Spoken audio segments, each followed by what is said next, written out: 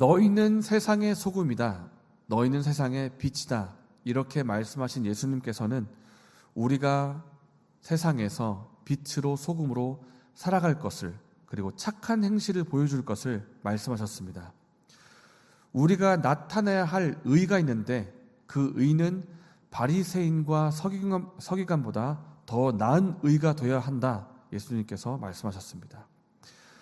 바리새인과 서기관보다 더 나은 의가 무엇일까요? 바리새인은 그 당시에 11조를 철저히 하는 사람으로 유명했습니다. 11조를 철저히 하고 정기적으로 금식도 하고, 또 심지어 자기가 가지고 있는 곡식에 대해서도 11조를 하기까지 철저한 그런 생활을 하는 것으로 유명했습니다. 그들보다 더 의가 나아야 한다면 우리가 11조를 더 많이 해야 하고, 또 금식도 더 많이 해야 하고, 그렇게 하는 것이 바리새인과 서기관보다 더 나은 의를 보여주는 것일까요? 당시 예수님께서 바리새인과 서기관에 대해서 그들이 갖고 있는 문제를 꿰뚫어 보시면서 지적하신 부분이 있습니다. 화 있을진저 외식하는 서기관들과 바리새인들이여, 너희가 박하와 회향과 근체의 11조는 들이되 율법에 더 중한 바 정의와 긍휼과 믿음은 버렸도다. 화 있을진저 외식하는 서기관들과 바리새인들이여, 회칠한 무덤 같으니 겉으로는 아름답게 보이나 그 안에는 죽은 사람의 뼈와 모든 더러운 것이 가득하도다. 당시 서기관들과 바리새인들은 자기가 자랑스럽게 여기고 다른 사람도 인정하는 그런 사람들이었습니다. 겉으로 볼 때는 율법의 조항을 잘 지키는 그런 사람들이었습니다. 그러나 예수님이 보실 때 그들의 속은 그렇지를 못했습니다. 하나님 말씀을 행하는 듯이 보이지만 말씀에 담겨있는 하나님의 뜻과 하나님의 마음의 그 중심을 알지 못한 채 살고 있었던 것입니다. 오히려 그들의 속은 예수님이 보실 때 하나님의 뜻과 멀어져 있었습니다. 돈에 대해서 철저히 11조를 하고 하나님 앞에 구별하여 철저히 드리는 것처럼 보였지만은 예수님께서 보실 때 그들의 마음속에는 돈에 대한 탐욕이 있었습니다. 그래서 예수님은 말씀하시는 겁니다. 이러한 수준의 의로는 안 된다. 바리새인과 서기관의 수준의 의로 가지고는 천국에 들어갈 수가 없다. 그저 자신의 행위를 드러내고 나타내는 그런 사람의 의가 아니라, 사람의 수준의 의가 아니라 하나님 수준의 의를 보여줘야 한다. 그래서 하나님의 마음과 중심과 뜻이 담겨있는 순종을 해야 한다고 예수님께서 말씀하신 것입니다. 그래서 예수님께서 오늘 본문에서 말씀하시는 방식은 이러합니다. 너희가 들었으나 나는 너에게 이르노니 하는 방식입니다. 너희가 이전에는 이 말씀에 대해서 이렇게 이해하고 행동을 했지만 나는 너에게 말한다. 진정한 이 말씀에 대한 뜻은 이것이다 라는 방식으로 예수님께서 말씀하십니다. 이 말씀에 담긴 하나님의 뜻은 이것이다 하면서 더 깊은 의미가 있고 그 뜻대로 순종을 하라는 것입니다. 예수님은 오늘 본문에서 10계명, 6계명, 그리고 7계명을 예로 드시면서 그곳에 담긴 의미를 말씀하십니다. 21절, 22절의 말씀을 다 함께 읽겠습니다. 옛사람에게 말한 바 살인하지 말라. 누구든지 살인하면 심판을 받게 되리라 하였다는 것을 너희가 들었으나 나는 너에게 이르노니 형제에게 노하는 자마다 심판을 받게 되고 형제를 하여 나가라 하는 자는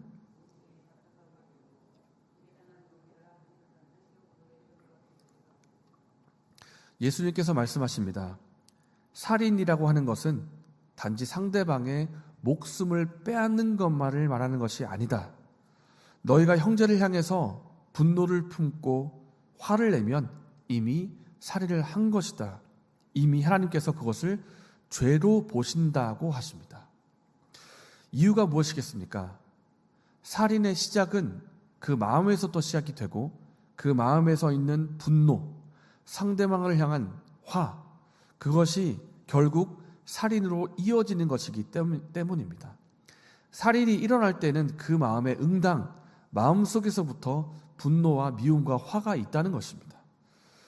그래서 사람의 마음의 중심을 보시는 하나님께서 이미 그것을 그 마음속에 분노와 화를 품고 있다면 이미 그것을 살인으로 보신다는 뜻입니다. 사람이 실제 살인을 저지르지 않고도 말로도 사람을 죽일 수가 있습니다. 말로서 상대방의 마음과 영혼에 살인을 저지를 수가 있습니다.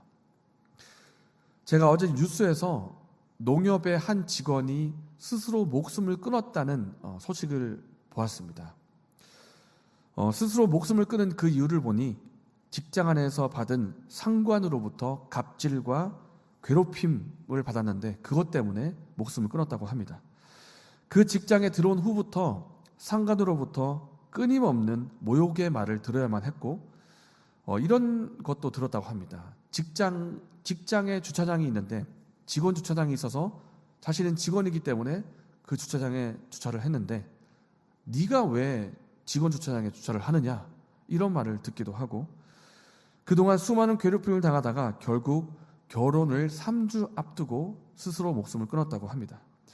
그 직장의 상관은 실제 신체적으로는 상해를 가한 적이 없고 살인을 저지르지 않았습니다.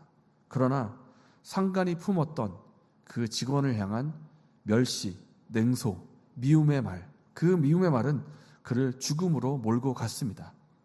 하나님은 사람의 마음과 중심을 보시는 분이시고 그 마음에 품고 있는 증오와 미움에 대해서도 그것을 살인이라고 말씀을 하십니다.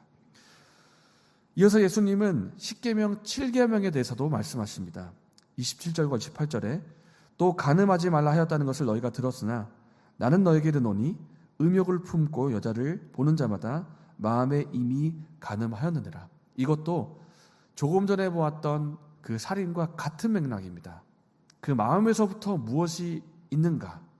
마음에서부터 미움이 있으면 그것이 살인이 되고 마음에서부터 음욕이 있으면 그것이 간음이 된다. 그렇게 말씀하십니다. 행동은 마음에서부터 나오고 성적 대상으로 품으려는 마음을 이미 품고 상대방을 봤다면 예수님께서는 그것이 이미 간음이라고 말씀하시는 것입니다. 그래서 오늘 본문에서 예수님은 말씀에 대해서 이렇게 말씀하십니다. 단지 눈으로 보이고 겉으로 드러나는 행동만이 아니다. 이미 마음 중심에서부터 무엇이 있는가? 그것이 중요하다. 그래서 마음의 중심에서부터 하나님의 뜻을 행할 것을 말씀하십니다. 마음의 중심이다. 그래서 우리가 오늘 말씀을 생각하면서 이렇게 기도를 하면 좋겠습니다. 최근에 내가 주위의 누군가를 향해서 분노하고 있는 마음은 없습니까? 누구를 미워하는 마음을 품고 계시지는 않습니까? 그리고 혹 내가 나의 배우자 외에 다른 사람을 성적으로 마음에 두고 있지는 않습니까? 마음의 중심을 보신 하나님께서 우리가 마음에서부터 하나님의 뜻대로 순종하기를 원하십니다. 상대방을 향해 품었던 분노의 마음이 있다면 그것을 내려놓게 하여 주시옵소서. 이렇게 기도하면 좋겠습니다. 내려놓게 하시고 용서하게 하시고 예수님의 마음으로 그 상대방을 품게 하여 주시옵소서. 우리 마음속에는 음욕을 내려놓게 하시고 마음에서부터 하나님의 뜻대로 살아가는 우리가 되게 하여 주시옵소서. 이렇게 기도하시고 개인적인 기도 제목으로 기도하고 자유롭게 돌아가시겠습니다.